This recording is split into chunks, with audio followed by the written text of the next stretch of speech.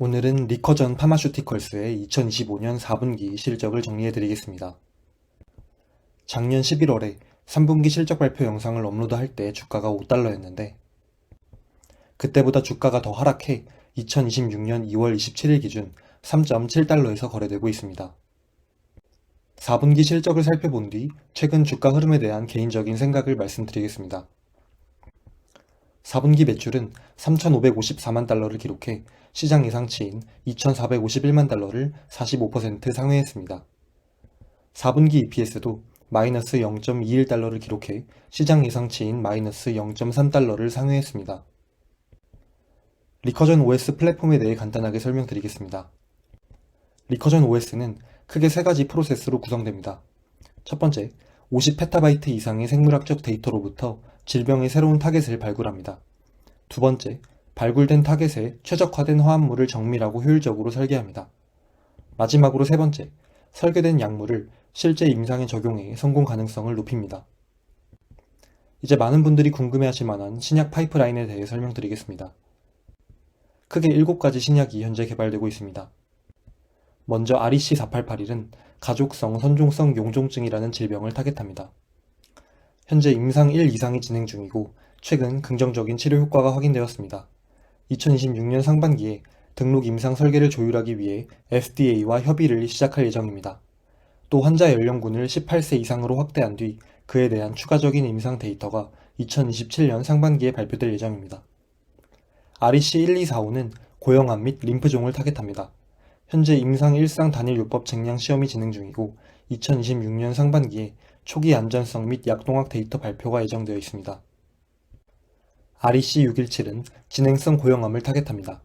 최근 임상 1상 단일 요법 용량 증량 시험을 완료하고 최대 허용 용량을 선정했습니다.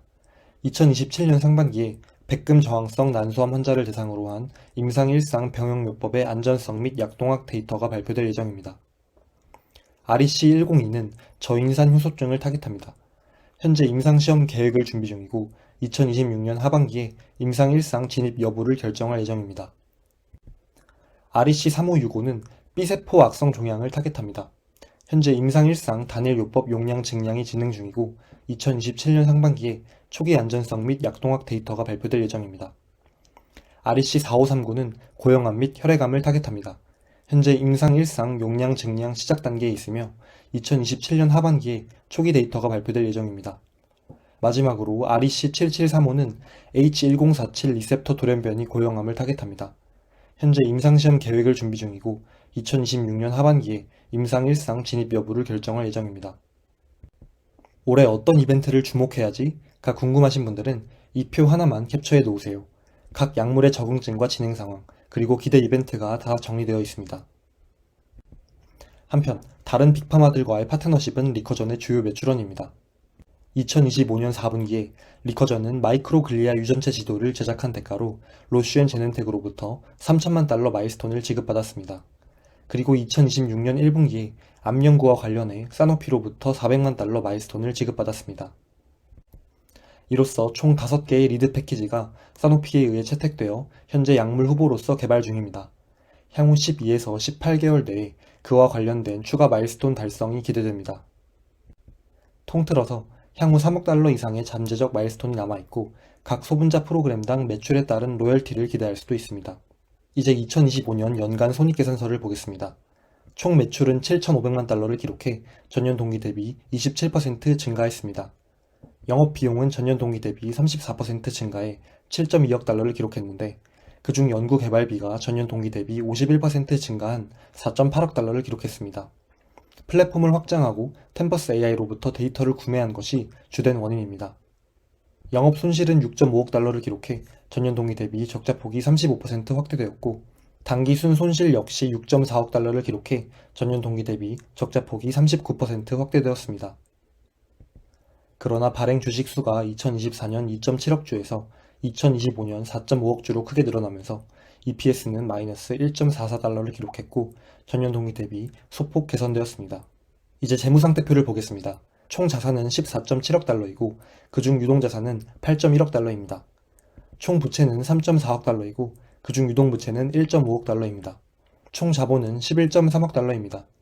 유동 비율은 1년 전보다 169% 증가한 550%를 기록했고, 부채 비율은 1년 전보다 10% 감소한 30%를 기록했습니다. 이제 2025년 연간 현금 흐름표를 보겠습니다. 1년 동안 영업활동에서 3.7억 달러가 순유출되었고, 투자활동에서는 1,700만 달러가 순유출되었습니다. 재무활동에서는 5.2억 달러가 순유입되었는데, 그중 대부분이 ATM 유상증자로 인한 자금 조달입니다. 1년 동안 순현금 흐름은 플러스 1.5억 달러이고, 기말 현금 및 현금성 자산은 7.5억 달러입니다. 7.5억 달러 현금으로 언제까지 사업을 지속할 수 있을까요? 2025년 연간 영업 비용으로 현금 4억 달러를 지출했으며 2026년에는 약 3억 9천만 달러를 사용할 것으로 예상됩니다. 따라서 2028년 초까지는 무리 없이 사업을 계속할 수 있을 것입니다. 어닝콜 후 경영진과 애널리스트 간의 Q&A가 있었습니다. 주요 문답을 정리해드리겠습니다. 첫 번째, 엔비디아의 지분 매각 배경은 무엇이며 다른 기술 파트너를 찾고 있나요? 엔비디아의 투자와 기술 협력은 별개로 봐야 합니다. 기술 협력은 여전히 강력하며 리커전은 엔비디아 GTC 발표에서 자동화 분야의 선구자로 소개될 예정입니다.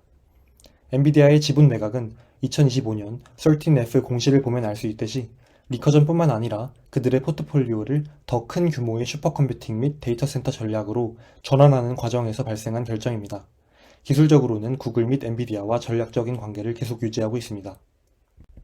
두 번째, REC 4881의 FDA 협의 이후 잠재적인 임상 허가 경로와 규제 업데이트 계획, 그리고 업데이트된 환자군에 대해 설명 부탁드립니다. 2026년 초에 FDA와의 초기 협의가 예정되어 있습니다.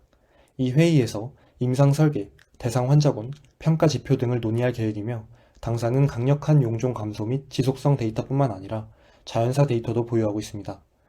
현재 18세 이상 환자 코호트를 모집 중이며 확보된 지속성 데이터를 바탕으로 용량 최적화도 진행하고 있습니다. 더 구체적인 임상 데이터는 2027년에 공유할 예정입니다. 목표 주가는 얼마일까요? 2026년 2월 27일 기준 5명의 애널리스트 중 2명이 매수 의견, 3명이 중립 의견을 제시했습니다. 12개월 뒤 평균 목표 주가는 7.5달러로 현재 주가보다 2배 높습니다. 4분기 실적 발표 후 뱅크 오브 아메리카에서 목표 주가를 7달러에서 6달러로 내렸습니다. 이제 총 정리를 해보겠습니다. 4분기 매출과 EPS는 모두 예측을 상회하는 어닝 서프라이즈가 나왔습니다. 2025년 말 기준 유동 비율은 550%, 부채 비율은 30%로 재무 건전성도 양호합니다. 2025년 말 기준 7.5억 달러 현금을 보유하고 있고 이대로면 2028년 초까지 사업을 지속할 수 있습니다. 2026년에 기대할 만한 이벤트는 다음과 같습니다. 상반기에 REC 4881과 관련해 FDA와 협의를 할 예정입니다. 또 REC 1245의 임상 일상 데이터가 발표될 예정입니다. 하반기에는 REC 7735와 REC 102의 임상 진입 여부를 결정할 예정입니다. 한편 최근 13F 공시를 통해 엔비디아가 리커전 지분을 전량 매각했다는 사실이 공개되었습니다. 이 소식이 알려지자 주가는 12% 급락을 했고 한때 3달러 아래까지 빠졌습니다. 그런데 여기서 조금만 이성적으로 생각해 보겠습니다. 첫 번째, 13F 공시가 나온 2026년 2월에 엔비디아가 리커전 주식을 매도했나요? 아닙니다. 2025년 4분기에 해당 주식을 이미 매각한 것입니다. 두 번째, 엔비디아가 가지고 있던 다른 주식은 안 팔고 오직 리커전만 매도했나요? 아닙니다. APLD, ARM, 위라이드 역시 지분을 전량 매각했습니다. 세 번째, 엔비디아가 매각한 지분이 시장에 큰 영향을 줄 만큼 많은 양이었나요? 아닙니다. 771만 주를 매각했는데 이는 2026년 1월 31일 기준 전체 발행 주식 수인 5억 2천만 주에 비하면 1.5%에 불과합니다. 네 번째, 리커전의 사업이 계획대로 안 되고 있거나 심각한 결함이 발견되었나요? 아닙니다. 신약에 대한 임상시험은 예정대로 진행되고 있고 빅파마들과의 마일스톤도 계속 수령하고 있습니다. 즉, 최근 있었던 주가 급락은 엔비디아가 앞으로 리커전을 완전히 버리는 것 아닐까? 라는 투자자들의 의심과 두려움에서 비롯되었다고 생각합니다. 이걸 경영진들도 의식했는지 곧바로 리커전이 다가오는 3월 엔비디아 GTC에 참가할 예정이라는 것을 밝혔고 두 회사 간의 전략적인 관계가 유지되고 있다는 사실을 이번 Q&A 때 어필했습니다. 한편 4분기 실적 발표와 함께 리커전은 최대 3억 달러 규모의 ATM 유상증자를 발표했습니다. 자금 조달의 목적은 파이프라인 가속화, 기술 투자 및 운영 자금 확보입니다. 주당 3.5달러로 가정할 시 최대 8,500만 주가 추가 발행될 수 있으며 이 경우 기존 주주들에게 14% 지분 희석 효과가 발생합니다. 이는 당연히 주가 하락 요인으로 작용할 수 있습니다. 마일스톤을 제외하면 뚜렷한 수익원이 없는 리커전 입장에서 2026년은 매우 중요한 한 해가 될 것으로 보입니다. 베스트 시나리오는 REC4881에 대한 FDA와의 협의가 원활하게 수행되어 신약 허가가 가시화되는 것입니다. 그러나 우리는 반대 상황도 생각을 해야 합니다. FDA와의 협의가 예상대로 안 풀릴 수도 있으며 REC4881의 환자군이 모집이 잘 안 돼 임상시험이 지연될 수도 있습니다. 이상 리커전의 2025년 4분기 실적 리뷰를 마치겠습니다. 영상이 도움되셨다면 구독, 좋아요, 댓글 꼭 부탁드립니다. 큰 힘이 됩니다. 감사합니다.